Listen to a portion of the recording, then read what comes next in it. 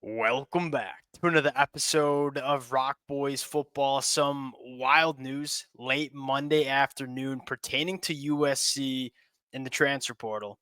As former five-star quarterback Sam Huard committing to USC. And look, I think you got to start with what this kid was coming out of high school in 2021.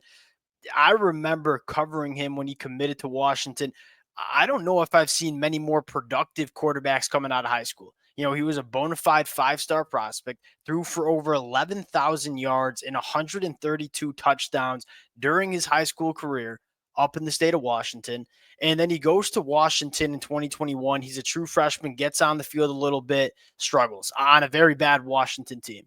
And then in 2022, Michael Penix comes in. We kind of know how that story went up there. He hits the transfer portal, goes to Cal Poly, starts 9 games, plays pretty well, transfers to Utah, medically redshirts in 2024. It's been a wild ride for this kid in his college football career, and certainly not what he expected it to be coming out of high school.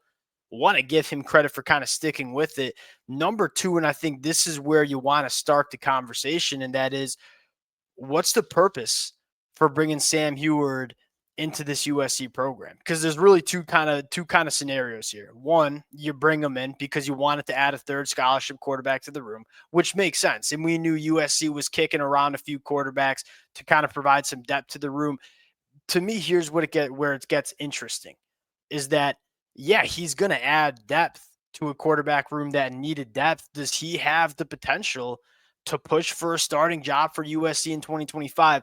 Look, on the outs, from an outsider's perspective looking in, I would definitely favor Jayden or Husan Longstreet to start for USC in 2025, because Sam Huard, although an extremely talented kid, and we're going to get into what he brings in a second, hasn't really put it together at the college football level just yet. Now, I think what's fascinating about it is he's joining a head coach that is the best in the business at developing quarterbacks, and he himself as a quarterback has some big time upside. Like they don't give 5 stars out to just any old quarterback. Like, this kid had some serious traits coming out of high school in 2021. What happens if he's finally fully healthy, gets some development from Lincoln Riley, and late in his career maximizes what he can be as a quarterback? That's what's exciting. And let's just be quite frank about it. We've seen some quarterbacks over the last couple of years. I think Michael Penix is a good example. Bo Nix is a good example where, look, maybe their first stop didn't necessarily work out, but they're talented quarterbacks. They find a change of scenery. They find a new system. They find a new coach, and they put it all together. I'm not saying I'm telling you Sam Huard's going to be Bo Nix or Michael Penix, but I am saying that we've seen these situations play out with other quarterbacks.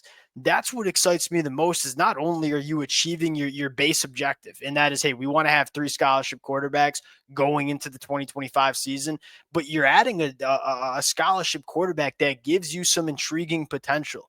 And all of a sudden, the USC quarterback room heading into spring practice is going to be really, really exciting to follow, because Sam Huard brings some juice to that quarterback room. Now, for the USC fans, would love to hear from y'all in the comment section.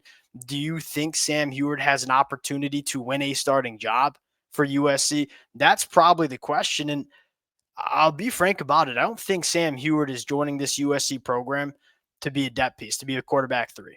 I think the only way he's committing to USC, and this is just my take, not having any inside information, is that Lincoln Riley told him, hey, we're going to have an open quarterback competition in spring practice and fall camp. You are going to have the opportunity to start for USC in 2025 if you come in and earn it. We ain't giving you the starting job, but we're giving you that opportunity. That's it's a hard opportunity to kind of turn down if you're a former 5-star quarterback that's looking to put it together in your final years of college football.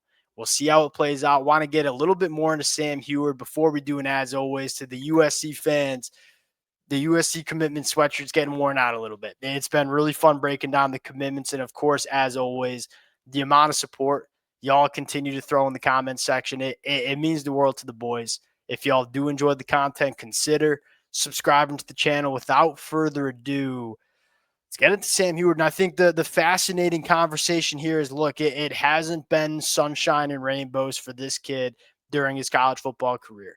He dealt with some change of coaches at Washington.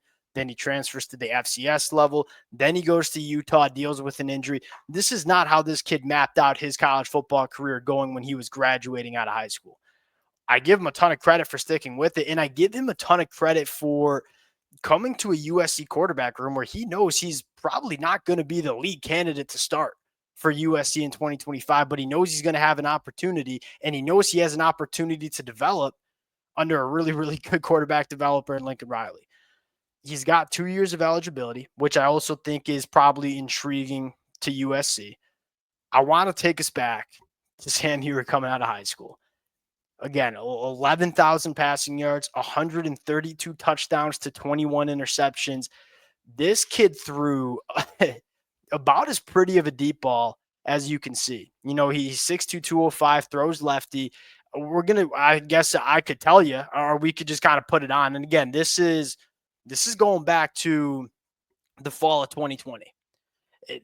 I actually think this might be his junior year, but regardless, this is him in high school, and it's a couple of years removed. This kid pushing the ball down the field, it's just so easy, and it looks a little weird because it's lefty, but he would throw these rainbow balls and just drop them in a bucket.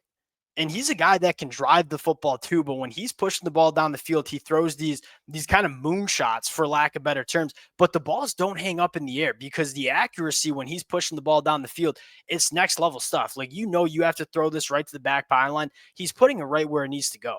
And you can't throw that football any better. The arm talent that Sam Huard brings, especially pushing that ball down the field, to me is really exciting.